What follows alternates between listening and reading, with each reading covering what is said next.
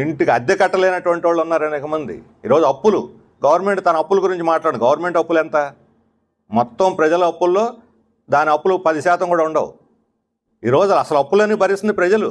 ప్రతి కుటుంబం అప్పులు, మైక్రో ఫైనాన్స్, డోక్రా ఫైనాన్స్, బ్యాంక్ అప్పులు, ప్రైవేట్ అప్పులు, ఆ అప్పు ఈ అప్పు అని చెప్పి అవన్నీ చాలక ఇప్పుడు క్రెడిట్ కార్డులు, ఈ ఆన్లైన్ మార్కెటింగ్, ఈ కామర్స్ పేరుతోటి వాళ్ళు ఈఎంఐలు కట్టమని వీళ్ళు వెంటబడి ఉబ్బి తబ్బిబ్బైపోయి టెంప్ట్ అయిపోయి కొనుక్కోవటం, ఎట్లా ఒకటి అమ్ముకోవాలని ఎన్ని రకాలైన అవస్థలు. అమ్మేవాడికి అవస్థలే, కొనుక్కునేవాడికి అవస్థలే.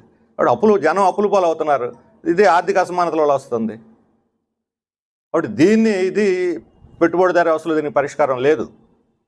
ఒకసారి తగ్గొచ్చు, ఒకసారి పెరగొచ్చు, రిలీఫ్లు తప్ప, ఉపశమనం తప్ప దీనికి పరిష్కారం లేదు పెట్టుబడిదారీ వ్యవస్థలో.